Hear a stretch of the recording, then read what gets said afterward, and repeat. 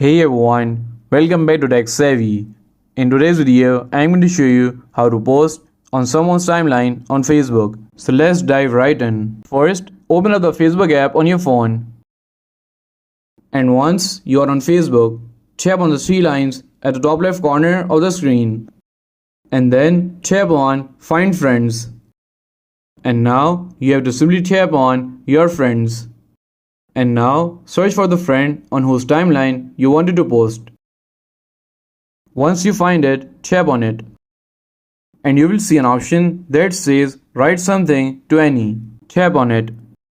And now go ahead and write your message. You can also add photos, videos, emojis, or tag other friends if you want. Just tap Post.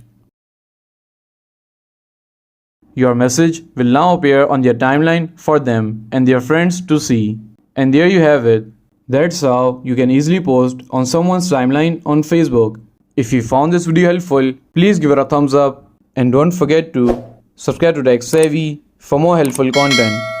And I will see you in the next video. Thanks for watching.